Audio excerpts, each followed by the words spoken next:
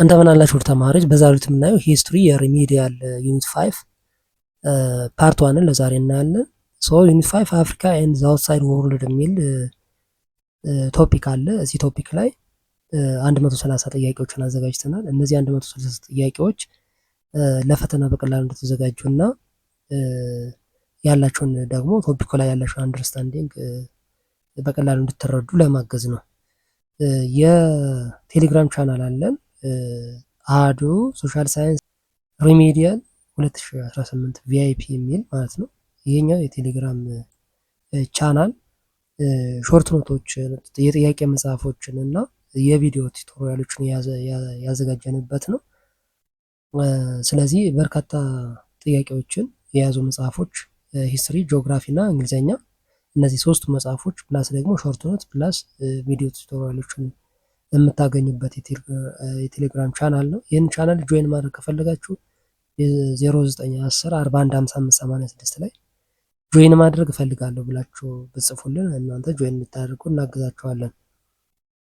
ለዚህ ዩቲዩብ ቻናል አዲስ ከሆናችሁና ሰብስክራይብ ካደረጋችሁ ሰብስክራይብ እያደረጋችሁ ቤተሰብ ሆኖ አብረን እንቀጥላለን። ለአሁኑ ወደ ቶፒክ እንለፍ። ነምበር 1 ዘ ትሪያንጉላር ትሬድ ዋዝ ኤ ግሎባል ኢኮኖሚክ ሲስተም ዋት ዋዝ ትራንስፖርትድ ፍሮም አፍሪካ ቱ አሜሪካስ። ይሄ የሶስት ማዕዘን ንግድ የሚባለው ዓለም አቀፍ የኢኮኖሚ ስርዓት ምንድነው? ከአፍሪካ ወደ አሜሪካ ምንድን ነበር የሚጓዘው? ማኒፋክቸርድ ኤንድ ገን ጉድስ ሮ ሹገር ኤንድ ካተን ጉድስ ኢንስሌቭድ ሂውማን ቢንግስ ኦንሊ ጎልድ ኤንድ ስፓይስ ትሬድ ኦንሊ። ሲ ኢንስሌቭድ ሂውማን ቢንግስ ኦንሊ ነው። ከአፍሪካ ወደ አሜሪካ የሚጓዘው የባሪያ ንግድ ነው ማለት ነው። ስለዚህ ይሄ መካከለኛው መንገድ ወይም ሚድል ፓሴጅ በተለይ በአትላንቲክ ውቅያኖስ በኩል በአሜሪካ በሚገኙ የእርሻ ቦታዎች ላይ እንዲሰሩ የሚወሰዱ የአፍሪካውያን ተገዢዎችን አስከፊ ጉዞ የሚሄዱበት ነበረ ማለት ነው። የኢንስሌቭድ ሂውማንስ። To which European nation was the first to begin to organize transport of enslaved African in the 15th century? ይህ በ15ኛው መቶ ክፍለ ዘመን የተደራጀ የአፍሪካውያን የባሪያ ንግድን በመጀመር ቀዳሚ የሆነችው የአውሮፓ ሀገር የትኛዋ ነች? The nation of Great Britain, the nation of Portugal now, the nation of France today, the nation of Germany then. ቢ ዘ ኔሽን ኦፍ ፖርቹጋል ነች። ስለዚህ ፖርቹጋል በምዕራብ አፍሪካ ጠረፍ በኩል የባህር መንገዱን ቀድማ የከፈተች ሲሆን መጀመሪያ ላይ የአትላንቲክ የባሪያ ንግድ በላይነት ተቆጣጥራ ነበረ ማለት ነው። ስሪ ዘ ሌጂቲሜት ኮሜርስ ዛት ሪፕሌስድ ዘ ስሌቭ ትሬድ ኢን ዘ 19th ሴንቸሪ ፎከስድ ኦን ዘ ኤክስፖርት ኦፍ። ይህ በ19ኛው ክፍለ ዘመን ህጋዊ ንግድ ወይም ደግሞ ሌጂቲሜት ኮሜርስ ትኩረቱ ምን ላይ ነበር አድርጎ የነበረው? ኢንስሌቭድ ፒፕል ቱ ኤሽያ ናው ሪሊጂየስ ቡክስ ኤንድ ቴክስትስ ዌፐንስ ቱ ዩሮፒያን ፓወርስ ናቹራል ኦይል ኤንድ ራበር ሮ። ዲ ናቹራል ኦይል ኤንድ ራበር ሮ ነው። የባሪያ ንግድ ከቀረ በኋላ አውሮፓውያን ለኢንዱስትሪ አብዮት የሚያስፈልጓቸውን ጥሬ እቃዎች ማለት ነው እንደ ዘንባባ ዘይትና የኮኮ የሚባል ራበር ወደ ማውጣት ትኩረታቸውን አዙረዋል ማለት ነው። ፎር ኢሮፒያን ኤክስፕሎረርስ ኦፍ ዘ 19th ሴንቸሪ ዌር ኦፍን ፎርራነርስ ኦፍ ኮሎኒያሊዝም ዋት ዋዝ ዜር ፕራይመሪ ስቴትድ ጎል። የ19ኛው ክፍለ ዘመን የአውሮፓውያን አሳሾች ወይም ኤክስፕሎረርስ ብዙውን ጊዜ ለቀኝ ግዛት መንገዱን አመቻችተዋል። ስለዚህ ዋናው የተገለጸው ግባቸው ምን ነበረ? ቱ ቢውልድ ሳራ ፋክተሪስ፣ ቱ ማፕ አፍሪካ ሴንተር፣ ቱ ለርን ሎካል ስፒች ነው፣ ቱ ስኬፕ ዘ ኮልድ ሲዘንስ። ቢ ቱ ማፕ ዘ አፍሪካን ሴንተር ነው። እንደ ዴቪድ ሊቪንግስተን እና ሄነሪ ሞርተን ስታሌ ያሉ ስለ ዋና ዋና ወንዞች ጂኦግራፊ እውቀት በማቅረባቸው በኋላ ላይ ለወታደራዊ ወረራ ምቹ አድርገዋል ማለት ነው። 5 the three C's used by David Livingstone stood for ይህ የዴቪድ ሊንግስተን ይጠቀምበት የነበረው ስሪ ሲስ ወይም ሶስቱ ሲ ተብለው የሚታወቁት ምን ይወክላሉ? ክርስቲያኒቲ ኤንድ ኮሜርስ፣ ኮንኩዌስት ኮሎናይዜሽን፣ ኮፊ ካተን ኤንድ ኮፐር፣ ካይሮ ኤንድ ዘ ኬፕ ታውንስ።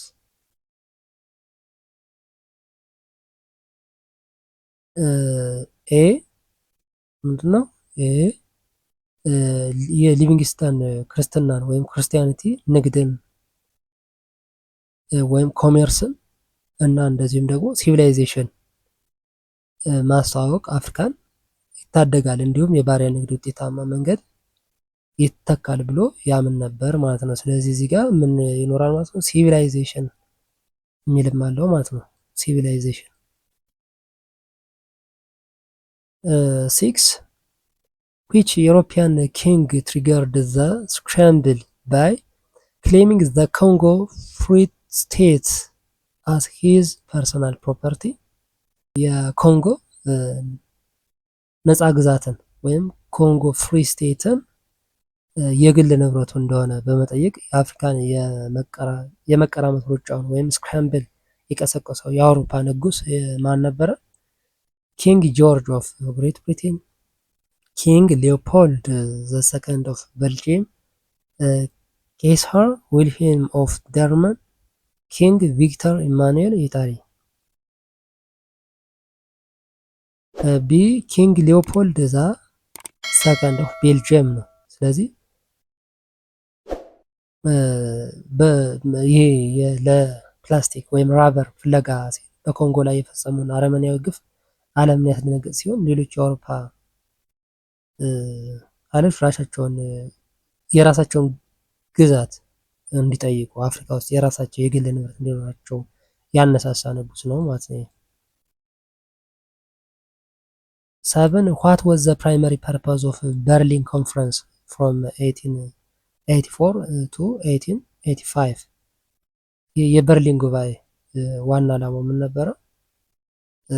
to grant African free status, to stop the industrial age, to lay rules for partition, to elect one African leader. ሲ to lay rules for partition ነው። አፍሪካን ሲቀራመቱ ማለት ነው። አንዱ ሌላኛውን እንዳይገፋፋ እርስ በርስ እንዳይጣሉ ውጤታማ ይዞታ እንዲኖር ወይም ኢፌክቲቭ ኦኩፔሽን የሚለው መርህ አጽድቀዋል ማለት ነው። አንድ ኃይል የአንድን ግዛት ባለቤትነት ለማረጋገጥ መሬት ላይ ወታደሮችና አስተዳዳሪዎች ሊኖሩ ይገባል የሚል ነበር። ይሄ በርሊን ኮንፈረንስ ያካሄዱት ማለት ነው። 8 by 1900 which were the only two African nations to remain independent? The Egypt and the Sudan regions, the Ethiopian and the Liberia, the Nigeria and South Africa, the Ghana and Kenya regions.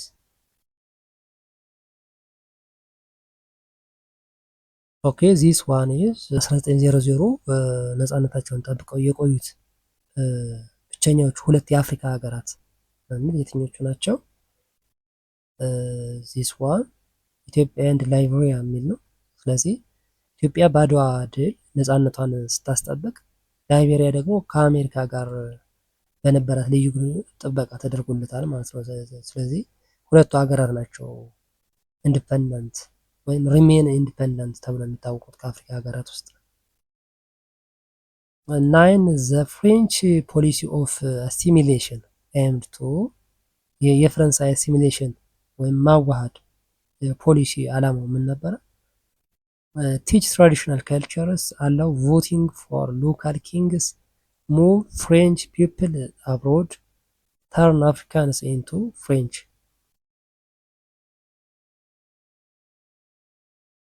ኦኬ ዲ ተርን አፍሪካንስ ኢንቱ ፍሬንች ነው። ይህ ፖሊሲ የፈረንሳይ ባህል የበላይ ነው ብሎ የሚያምን ሲሆን የተማሩ አፍሪካውያንን በቋንቋ በባህልና በህግ ወደ ጥቁር ፈረንሳይን ለመለወጥ ያለመ ነበር ማለት ነው። ቴን ኢንዳይሬክት ሩል ወዝ ዘ ፕራይመሪ ኮሎኒያል ፖሊሲ ኦፍ ኢች ኢሮፒያን ፓወር። ይሄ ቀጥተኛ ያልሆነ አገዛዝ የማን የአውሮፓ ኃይል ዋና የቀኝ ግዛት ፖሊሲ ነበረ። ዘ ኔሽን ኦፍ ፍሬንች ቱዴይ፣ ዘ ኔሽን ኦፍ ግሬት ብሪቴን፣ ዘ ኔሽን ኦፍ ፖርቹጋል እና ዘ ኔሽን ኦፍ ቤልጅየም ዜን ኦኬ ዘ ኔሽን ኦፍ በርሊን ነው። ይሄ ብሪታንያ የቅኝ ግዛት ህጎችን ለማስፈጸም የአካባቢውን ነባር መሪዎች ትጠቀም ነበር ማለት ነው። ስለዚህ ኢንዳይሬክት ሩል ነው የሚባለው። ይሄ እዛው የነበሩ መሪዎችን ሹመት ላይ በማስቀመጥ ከበስተጀርባ ግን ራሳቸው የግሬት ብሪቴን ነበር የሚመሩት ማለት ነው። ይህም በሺዎች የሚቆጠሩ የብሪታንያ ባለስልጣን ከመላክ ይልቅ በጣም በርካሽ ዋጋ የራሳቸውን ባለስልጣን በማስቀመጥ ሀገራቸው ምንድነው አፍሪካን ይመሩ ነበረ ማለት ነው። 11 ዘ ኢፌክቲቭ ኦኪፔሽን ፕሪንሲፕል ሚን ዳት ኤሮፒያን ፓወር ሃድ ቱ። ይሄ ውጤታማ ይዞታ ወይም ኢፌክቲቭ ኦኩፔሽን መርህ ማለት አሁን እንደ አውሮፓ ኃይል ምን ማድረግ ነበረበት? ሃቭ ኤ ፊዚካል ፕሬዘንስ፣ ጀስት ድሮ ኤ ላይን ኦን ማፕስ፣ ሴንድ ሚሽነሪስ አብሮድ፣ አስክ አፍሪካስ ፎር ኮንሰንት። ኤ ሃቭ ኤ ፊዚካል ፕሬዘንስ ነው። ይህ ደንብ ከአካባቢው መሪዎች ጋር ስምምነቶችን ማድረግና አስተዳደር ሰራተኞችን መመደብ ይጠይቅ ነበር ማለት ነው። ይህ የአፍሪካውያን የውስጥ ግዛቶችን ወታደራዊ ወረራ አፋጥኖታል ማለት ነው። ይሄ ኢፌክቲቭ ኦኩፔሽን ብለው ያወጁት አዋጅ። 12 ዘ ማህዲስት አፕራይዚንግ ዋዝ ኤ ሪሊጂየስ ኤንድ ናሽናሊስት ሪቮልት አጌንስት ብሪቲሽ ኢጂፕሽያን ሩል ኢን።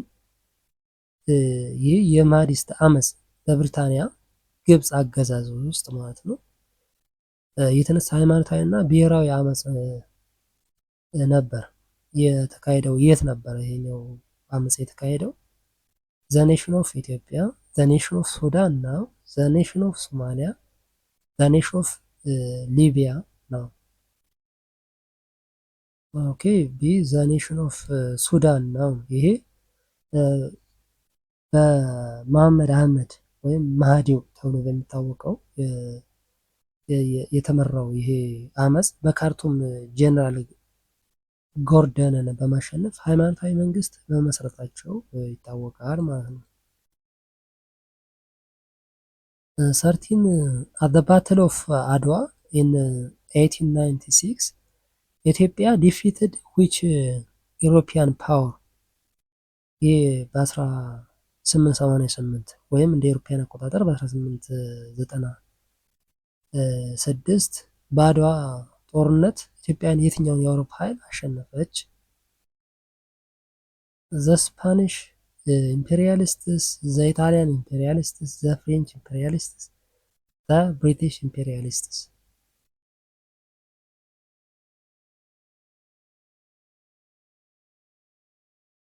14 ዘ ማጂማጂ ሪቤሊየን was a major uprising against German colonial rule።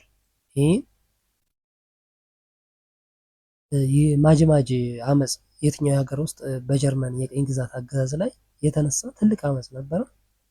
ዘ ኔሽን ኦፍ ናሚቢያ፣ ዘ ጀርመን ኢስት አፍሪካ እና ዘ ኔሽን ኦፍ ቶጎ፣ ዘ ኔሽን ኦፍ ካሜሮን።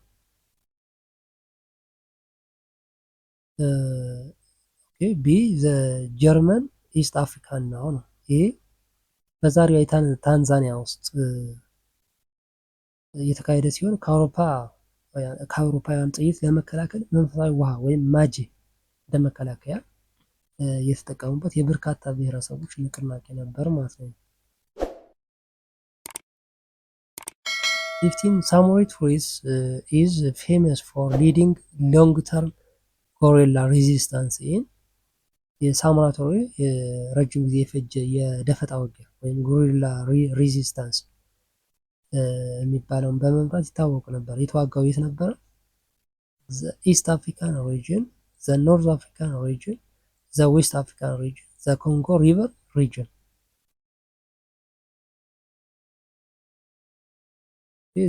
ዌስት አፍሪካን ሪጅን ነው።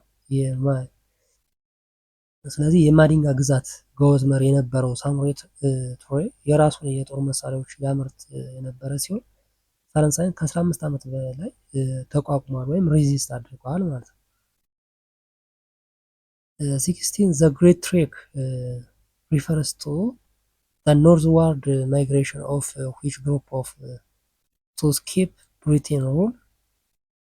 የታላቁ ጉዞ የሚባለው ወይም ግሬት ትሬክ ከብሪታንያ አገዛዝ ለመምለጥ ወደ ሰሜን የተደረገ የየትኛው ቡድን ፍልሰት ነው?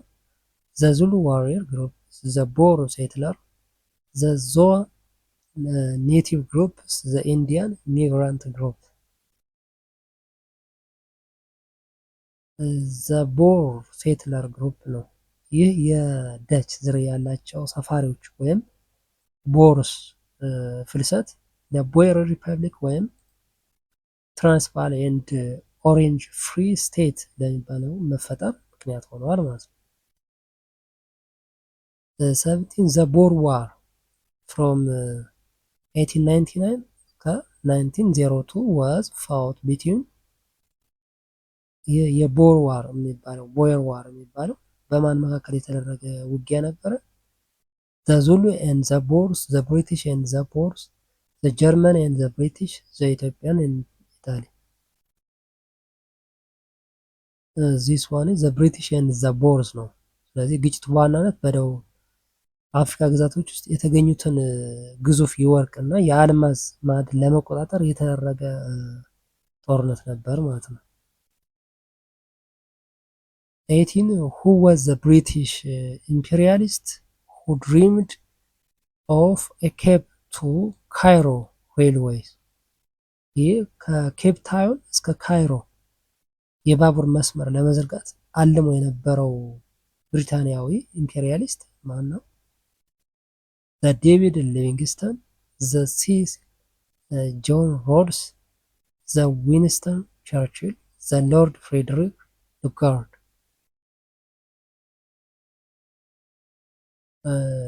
ዲ ሴሲል ሮድስ የማዕድን ባለሀብት የነበረ ሲሆን የብሪታንያ ደቡብ አፍሪካ ኩባንያ በኋላ ደግሞ የዚምባብዌ ወይም ሮዲሻ የሆነው ግዛት በቅኝ ግዛት ይዞ ነበር ማለት ነው። ይህ ሎርድ ፍሬድሪክ ሉጋርድ። 19 ዋት ዋዝ ዘ ሂንተርላንድ ቲዮሪ? የሂንተርላንድ ቲዮሪ ምን ነበረ?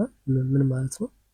አፍሪካን ሃዝ ኖ ሂስቶሪስ፣ ዘ ኮስት ጊቭስ ኢንላንድ ራይት፣ ናይል ስታርትስ ኢን ዴዘርትስ፣ አፍሪካስ ዋዝ ኢሮፒያንስ ወንት ኢሮፒያንስ። ቢ ኮስት ጊቭስ ኢንላንድ ራይት ነው።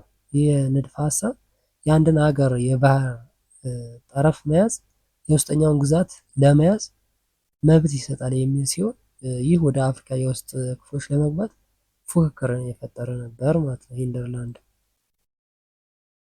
20 ዘ ፋሾዳ ኢንሲደንት ኦልሞስት ሌድ ቱ ኤ ዋር ቢትዊን ዊች ቱ ዩሮፒያን ፓወርስ። የፋሾዳ ክስተት የሚባለው በየትኛው የአውሮፓ ኃይሎች መካከል ጦርነት ቀስቅሶ ነበረ? ዘ ብሪቲሽ ኤንድ ፍራንስ፣ ዘ ኢጣሊ ኤንድ ዘ ኢትዮጵያ፣ ዘ ጀርመን ኤንድ ቤልጅየም፣ ዘ ፖርቹጋል ኤንድ ስፔን። ኤ ዘ ብሪቴን ኤንድ ፍራንስ ነው። ይህ እንደ አውሮፓውያን አቆጣጠር በ1898 የተከሰተ ሲሆን በላይኛው የአባይ ወንዝ ቁጥጥር ላይ ብሪታንያ እና ፈረንሳይ መካከል የነበረውን ከፍተኛ የፉክክር ጫፍ የሚያሳይ ነበር። ይህ ፋሾዳ ኢንሲደንት የሚባለው ማለት ነው። 21 ዋይ ዲድ ዘ ኢንዱስትሪያል ሪቮሉሽን የሚባለው አውሮፓውያን አፍሪካን በቅኝ ግዛት የመያዝ ፍላጎታቸውን የጨመረው ለምን ነበረ? ቱ ፐርቼዝ አፍሪካን ቬሂክልስ ፎር ሮ ሪሶርስስ ኤንድ ማርኬትስ ላክ ኦፍ ፒፕል ዊዝን ዩሮፕ ቱ ቢልድ ሞር ለንደን ትራክስ። ኦኬ ዚስ ዋን ቢ ምንድነው? ፎር ሮ ሪሶርስ ነው፣ ለሮ ማቴሪያል እና ለማርኬት ነበረ። ከኢንዱስትሪያል ሪቮሉሽን በኋላ አፍሪካን መቀራመት የነበረባቸው አፍሪካን በቅኝ ግዛት መያዝ የነበረባቸው ለምንድን ነው? ኢንዱስትሪው እያደገ ሲሄድ የዩሮፒያን ኢንዱስትሪስ ሪቮልቭ እያደረገ ሲሄድ ለዚህ የኢንዱስትሪ ግብአት የሚሆን ሮ ማቴሪያልስ ነው። ስለዚህ በ19ኛው ክፍለ ዘመን ለነበረው ኢምፔሪያሊዝም የኢኮኖሚ አስፈላጊነት ዋነኛው ምክንያት ነበር ማለት ነው። ይሄ ፋብሪካዎች እንደ ፕላስቲክ ወይም ራበር እና ማዕድናት ያሉ ጥሬ እቃዎችን እንዲሁም ደግሞ የተመረጡ የኢንዱስትሪ ምርቶችን የሚሸጡባቸው አዳዲስ ማርኬት ይፈልጉ ነበር ማለት ነው። ስለዚህ ለኢንዱስትሪያቸው ግብአት የሚሆን ሮ ማቴሪያል ይፈልጋሉ። ዜን በኢንዱስትሪ የተመረተውን ደግሞ ለምሳሌ ጨርቃ ጨርቅ ሊሆን ይችላል መልሰው ለአፍሪካ ለመሸጥ የግድ አፍሪካ መያዝ ነበረባቸው ማለት ነው። ቱኒቲ ዘ ፕራይመሪ ሬዚስታንስ ሪፈርስ ቱ ይሄ ቀዳሚ ተቃውሞ ወይም ፕራይመሪ ሬዚስታንስ የሚለው ምንን ያመለክታል? ፋክተሪ ስትራይክ ኢን ዘ 1960s ቮቲንግ ኢን ሞደርን ኤሌክሽንስ ኢኒሺያል ሚሊታሪ ሪስፖንስስ ዲ ራይቲንግ ቡክስ አባውት ሂስትሪ ዚስ ዋን ሲ ኢኒሺያል ሚሊታሪ ሪስፖንስስ ነው። ስለዚህ ይሄ ፕራይመሪ ሬዚስታንስ የሚባለው ቀደምት የነበረው ባህላዊ የአፍሪካ መንግስታት ለአውሮፓውያን ወረራ የሰጡትን የመጀመሪያ ወታደራዊ ሬዚስታንስ ወይም መልስ ነበረ ማለት ነው። የታወቁ ምሳሌዎች ለምሳሌ የአሻንቲ ጦርነቶች፣ የዙሉ ተቃውሞ እና በሱዳን የተነሳው የማህዲስት አመፅ ይጠቀሳሉ ማለት ነው። 23 ዘ ኮንጎ ፍሪ ስቴት ኢዝ ኤ ኖቶሪየስ ኤግዛምፕል ኦፍ የኮንጎ ነፃ ግዛት የሚባለው ለማን የክፋት ምሳሌ ነበረ? ኖቶሪየስ ኤግዛምፕል ሰክሰስፉል ዲሞክራቲክ ላንድ ኤክስትሪም ኮሎኒያል አትሮሲቲስ ላንድ ዛት ዋዝ ኔቨር ክሌምድ ፈርስት አፍሪካን ስቴት ኢን ዘ ዩኤን። ኦኬ ቢ ኤክስትሪም ኮሎኒያል አትሮሲቲስ ነው። ስለዚህ በቤልጅየሙ ንጉስ ሊዮፖልድ ዳግማዊ የግል አገዛዝ ቀይ ፕላስቲክ የሚባለው ወይም ሬድ ራበር ለማምረት ሲባል በሚሊዮን የሚቆጠሩ ኮንጓውያን በግዳጅ ስራ እና በግፍ ህይወታቸውን አጥተዋል ማለት ነው። 24 what was the role of the chartered companies in colonization? የቻርተርድ ኩባንያዎች የሚባሉት በቅኝ ግዛት ሂደት ውስጥ የነበራቸው ሚና ምን ነበረ? acting as private governments, they were charity programs, they were only for tourism, they were run by local kings.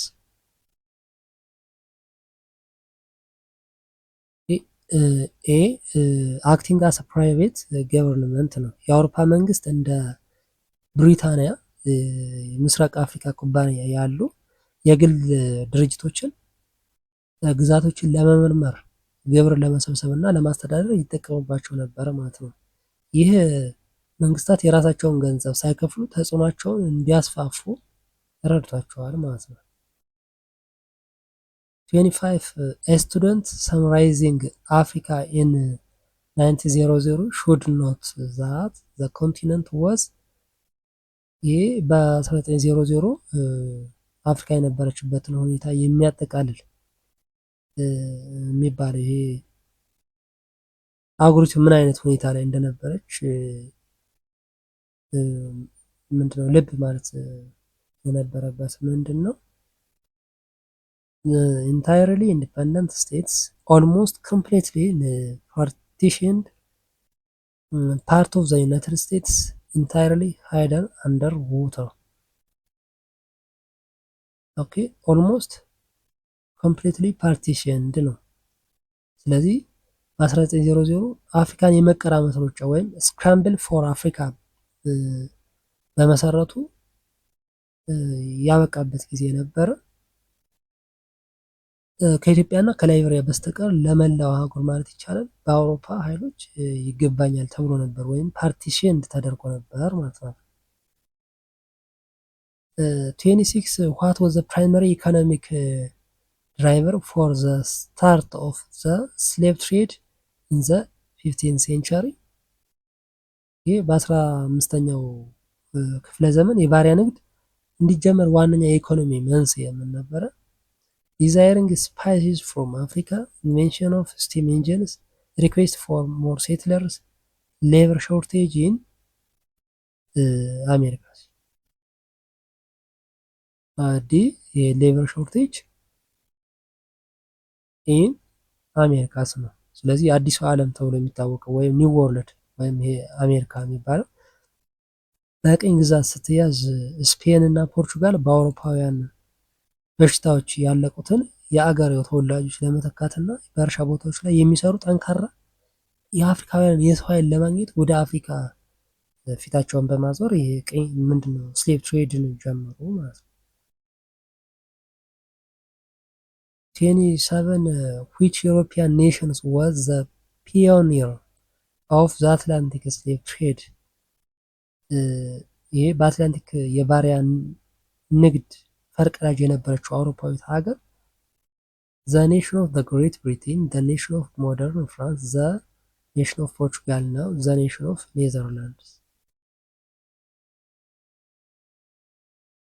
the nation of Portugal ነው። ይሄ በልዑል ሄንሪ ወይም በናቪጌተር መሪነት ፖርቹጋል ንግዱን ለማመቻቸት በምዕራብ አፍሪካ ጠረፍ የመጀመሪያዎቹን ፌቶሪያስ ወይም የንግድ ጣቢያዎችን አቋቁማለች ማለት ነው ፖርቹጋል።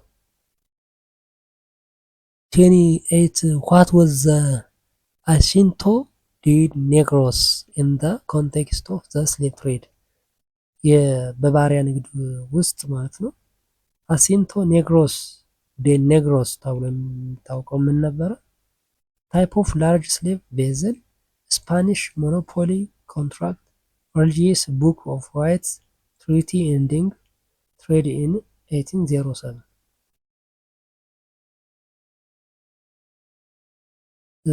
ኦኬ ቢ ስፓኒሽ ሞኖፖሊ ኮንቴስት ነው። የአሲንቶ በስፔን የንግድና ስልጣን ለሌሎች የአውሮፓ ሀገራት የተሰጠ ለስፔን ቅኝ ግዛት ሰዎች ባሪያዎችን ለማቅረብ የሚያስችል ከፍተኛ ትርፍ ያለው የንግድ ውል ነበረ ይሄ ማለት ነው።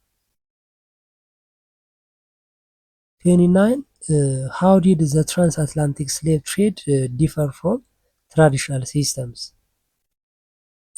permanent chattel property based on temporary debts only allowed for social mobility practiced by small tribes።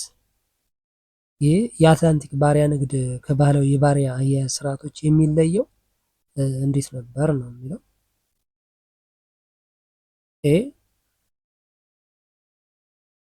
ፐርማነንስ ቻትል ፕሮፐርቲ ነው።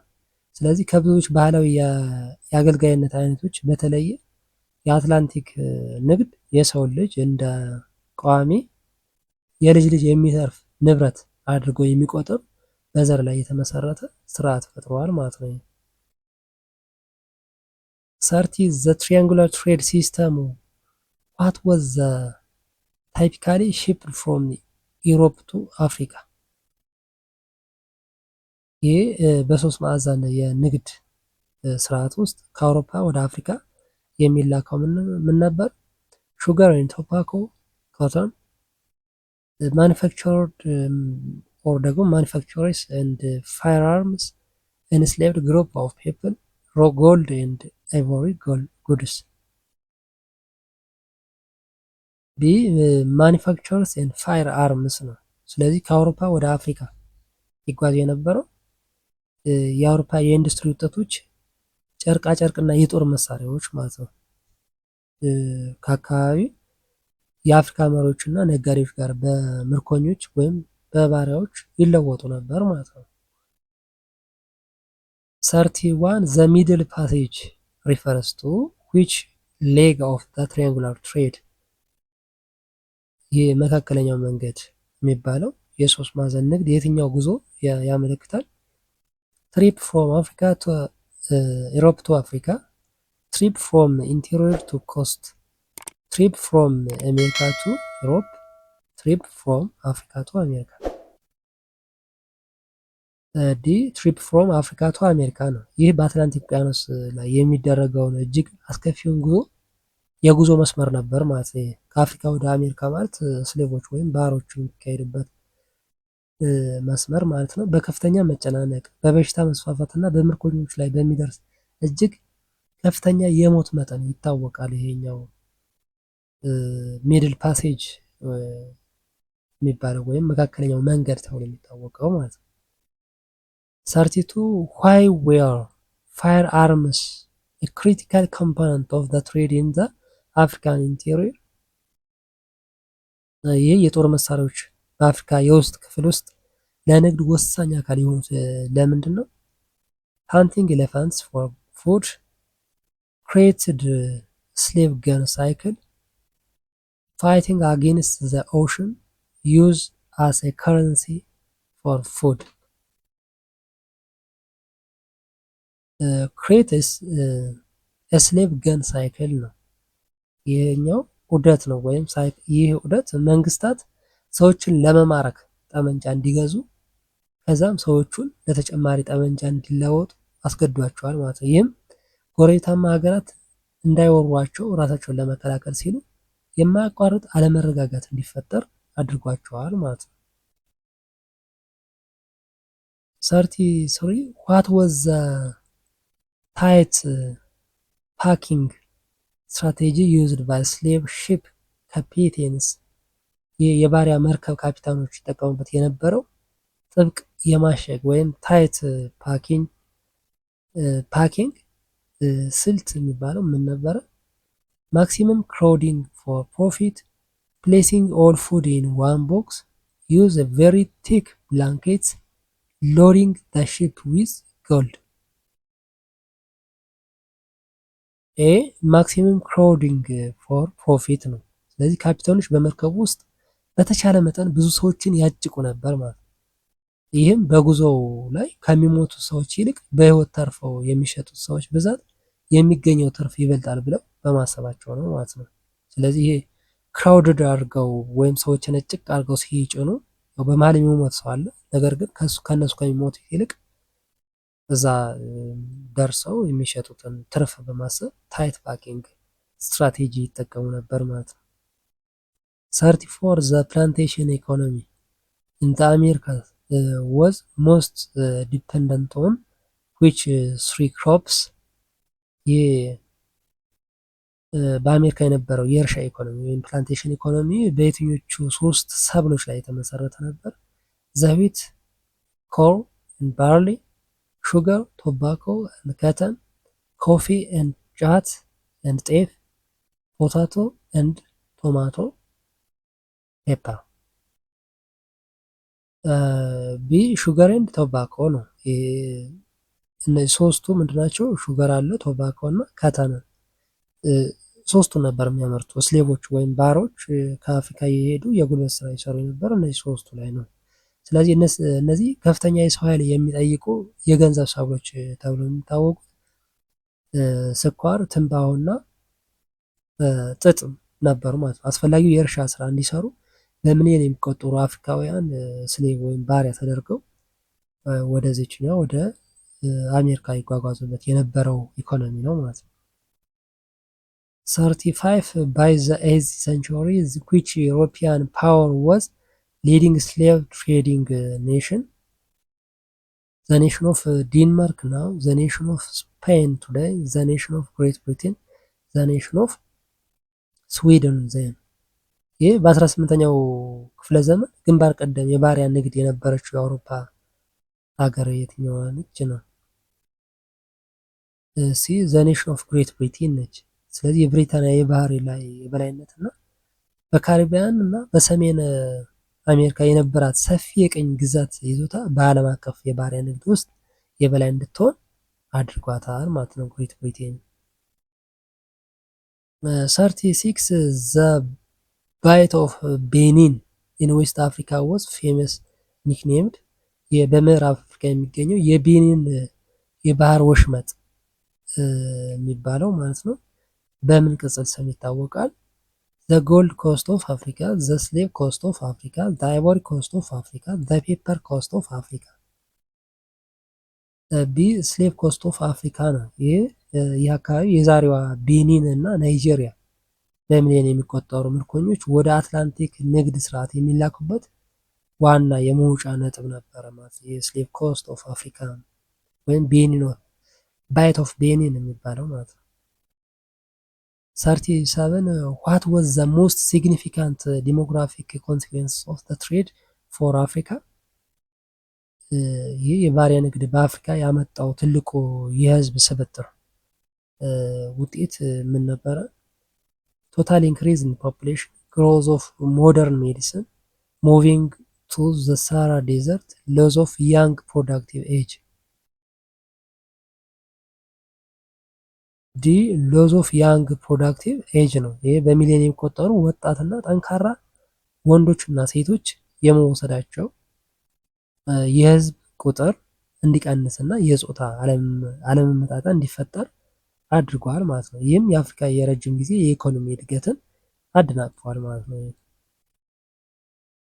38 ፖለቲካሊ ዘ ስሌቭ ትሬድ ሌድ ቱ ዘ ራይዝ ኦፍ ሚሊታራይዝድ ስቴት ሰች አስ። ይህ በፖለቲካዊ መልኩ የባሪያ ንግድ እንደ የትኞቹ ያሉ በወታደራዊ ኃይል የታነጹ መንግስታት እንዲነሱ አድርጓል? ዘ ኤንሽንት ኪንግደም ኦፍ አክሱም፣ ዘ ዳሆሚ ኤንድ ዘ አሳንቴ፣ ዘ ግሬት ዚምባብዌ ኤምፓየር፣ ዘ ኤንሽንት ኤምፓየር ኦፍ ጋና። ቢ ዘ ዳሆሚ ኤንድ ዘ አሳንቴ ነው። እነዚህ መንግስታት የአውሮፓውያንን የምርኮኞች ፍላጎት ለማሟላት እና በምትኩ የጦር መሳሪያ ለማግኘት ሲሉ ጎረቤቶቻቸውን በመውረር ግዛታቸውን እና ስልጣናቸውን አስፋፍተዋል ማለት ነው። እነዚህ 39 how did the trade affect indigenous African industries like clothes making? ይህ የባሪያ ንግድ እንደ ጨርቃጨርቅ ያሉ የሀገሬው ተወላጅ የአፍሪካ ኢንዱስትሪዎችን የነካው እንዴት ነበረ? made the globally famous, led to local steam engines, caused a significant decline, it had no lasting effect. caused significant decline ነው። ስለዚህ በርካሽ ዋጋ የተመረቱ የአውሮፓ ምርቶች ወደ ገበያው መግባታቸውና የአካባቢው አምራቾች ተስፋ እንዲቆርጡ የሀገሬ ቴክኖሎጂ ፈጠራ እንዲቀጭጭ አድርጓል ማለት ነው። 40 how did the slave trade contribute to the industrial revolution in Europe?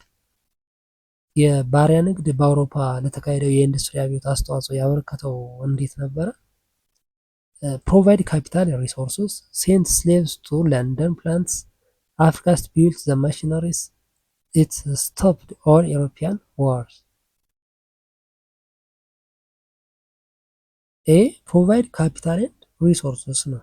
ከባሪያ ንግድ እና ከእርሻ ውጤቶች የተከማቸው ከፍተኛ ትርፍ ለቅድመ ኢንዱስትሪ እድገት የሚያስፈልገውን ካፒታል ወይም ሀብት እና እንደ ጥጥ ያለ ጥሬ እቃዎችን አቅርበዋል ማለት ነው። 41 ዘ አሜሪካስ ዘ ስሌቭ ትሬድ ሌድ ቱ አፍሪካን ዲያስፖራ ካልቸርስ ዚስ ኢዝ ሲን ኢን። ይህ ደግሞ በአሜሪካ አህጉር የባሪያ ንግድ የአፍሪካ ዲያስፖራ ባህሎች እንዲፈጠሩ ምክንያት ሆኗል። ይህ በምን ይታያል ማለት ነው? ዲያስፖራንስ ኦፍ ትራዲሽን፣ ብሌንዲንግ ኦፍ ዳይቨርስ ከስተምስ፣ ኤቭሪዋን ስፒኪንግ አማሪክ፣ ማሲቭ ሙቭ ባክ ቱ አፍሪካ። ቢ ብሌንዲንግ ዳይቨርስ ከስተምስ ነው። ስለዚህ እንደ ጃዝ ሬጌ እና ሳንቶሪ ያሉ ነገሮች የዚህ የባህል ውህደት ወይም ምንድነው ቀጥተኛ ውጤቶች ናቸው ማለት ነው። ስለዚህ የአፍሪካ ሙዚቃ ሃይማኖትና የምግብ አዘጋጀት ከአውሮፓ እና ከአገር ተወላጆች ባህል ጋር በመቀላቀል ሙሉ በሙሉ አዳዲስ ወጎችን ፈጥረዋል ማለት ነው። 42 the concept of scientific racism emerged partly to የሳይንሳዊ ዘረኝነት የሚባለው ወይም ሳይንቲፊክ ሬሲዝም የሚል ጽንሰ ሀሳብ በከፊል የተፈጠረው ለምንድን ነው? improve health of groups, promote total racial equality, study the stars over Africa, justify trade with biology.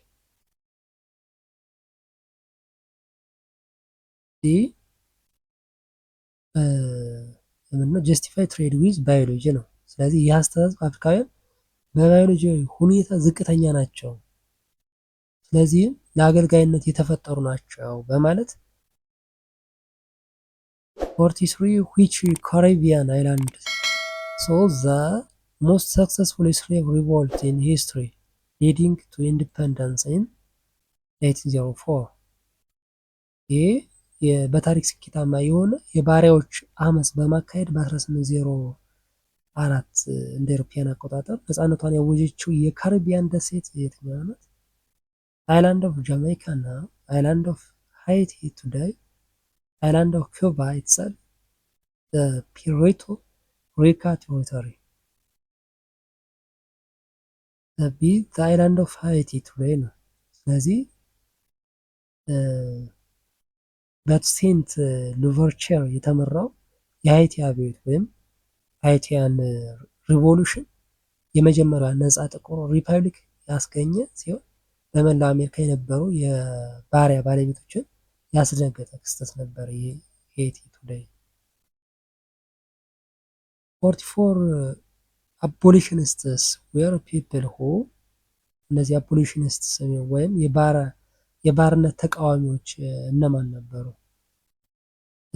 expanded the slave trade, owned the largest vessels, campaigned to end slavery, packed the ship for profit.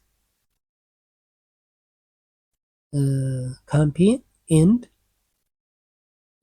slavery ነው። ስለዚህ ይህ ቡድን እንደ አላውዲ ኢኩያኑ ያሉ የቀድሞ ባሪያዎችንና እንደ ዊሊያም ዊልበርፎርስ ያሉ ህጋዊ የባሪያ ንግድ እንዲቆም የሚታገሉ የአውሮፓውያን አክቲቪስቶችን ያቀፈ ነበር። ይሄ አቦሊሽኒስትስ የሚባለው የባሪያ ንግድ እንዲቆም የታገሉ ማለት ነው። 45 in what year did Great Britain officially abolish the slave trade, not slavery itself? ይህ ታላቋ ብሪታንያ የባሪያ ንግድን ወይም ባርነትን ራሱን ሳይሆን የባሪያ ንግድን በይፋ ያገደችው በየትኛው ዓመት ነበረ? year 1770, the year 1800, the year 1865, the year 1900. ቢ the year 1800 ነው። ስለዚህ የባሪያ ንግድ በ1807 ቢታገድም ማለት ነው። ባርነት ራሱ ግን በብሪታንያ ቅኝ ግዛቶች እስከ 1833 ድረስ እንደ አውሮፓውያን አቆጣጠር የነፃነት አዋጅ ወይም ኢማንሲፔሽን አክት እስኪወጣ ድረስ ቀጥሎ ነበር ማለት ነው። 46 some historians argue that the slave trade was ended because of economic shifts. What does this mean?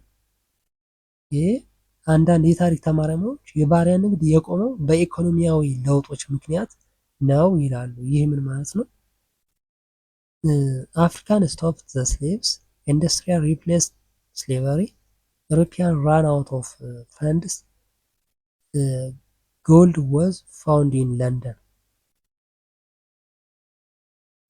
አፍሪካ ስቶፕ ዘ ሴልስ ነው። ስለዚህ የኢንዱስትሪ ካፒታሊዝም እና የደሞዝ ስራ ማደግ፣ ውድና ውጤታማ ያልሆነ የእርሻ ቦታ ባርነት ለኢኮኖሚ ባለሀብቶች የማያስብ ወይም የማይስብ ስላደረገው ማለት ነው። 47 the legitimate commerce that followed the slave trade focused on ይሄ የባሪያ ንግድን ተከትሎ የመጣው ህጋዊ ንግድ ወይም ሌጂቲሜት ኮሜርስ ትኩረት ያደረገው ምን ላይ ነበረ? ትሬዲንግ ሂውማንስ ፎር ዌፐንስ ሮው ማቴሪያልስ ኤንድ ሚነራልስ ሴሊንግ ኮምፒውተርስ ቱ ታውንስ ዘ ስፓይስ ትሬድ ዊዝ ኢንዲያ። ቢ የሮ ማቴሪያልስ ኤንድ ሚነራልስ ነው። ስለዚህ ከባሪያ ንግድ በኋላ ወደ ሮ ማቴሪያልስ ነው። በኢንዱስትሪ ስላደጉ ያው ዞሮ ዞሮ ሮ ማቴሪያልን ለኢንዱስትሪያቸው ግብዓት የሚሆን ሚነራሎችም እንደዛው ማለት ነው።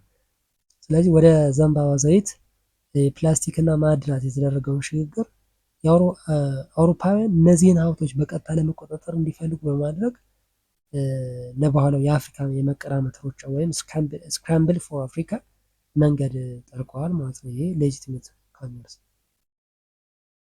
48 the long term under development of Africa is often linked to the slave trade because ይሄ ደግሞ የአፍሪካ የረጅም ጊዜ ከኋላ ቀርነት ወይም አንደር ዴቨሎፕመንት ብዙውን ጊዜ ከባሪያ ንግድ ጋር ተያይዞ ወይም ይያዛል ማለት ነው። ምክንያቱም ምን ነበር ይሄ?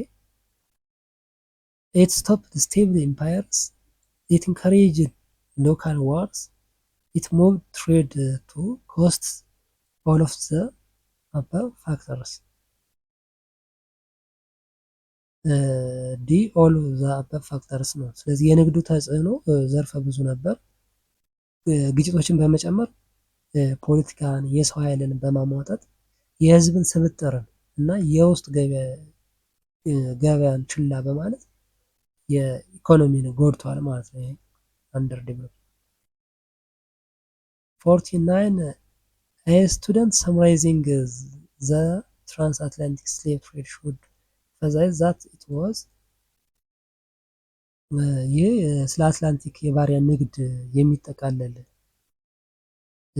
የትኛው ነጥብ መሆን አለበት?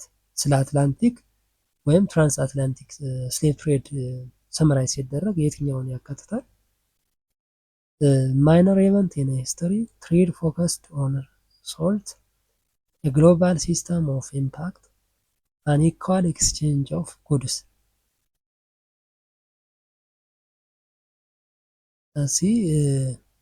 ግሎባል ሲስተም ኦፍ ኢምፓክት ነው። ስለዚህ የአትላንቲክ የባሪያ ንግድ አውሮፓና አሜሪካን ያበለጸገ፣ በሌላ በኩል ደግሞ አፍሪካን ያዳከመ እና የህዝብ ቁጥሯን የቀነሰ ዘመናዊን ዓለም የቀረጸ መሰረታዊ የታሪክ ክስተት ነው ማለት ነው። 50 what is the historical definition of legitimate trade in the 19th century African context? ይሄ በ19ኛው ክፍለ ዘመን የአፍሪካን የታሪክ አውድ ህጋዊ ንግድ ወይም ሌጂቲሜት ትሬድ የሚለው ቃል ትርጉሙ ምን ነበር? the trade sanctioned by popes, export of raw materials, illegal smuggling of gold, internal trade of cattle.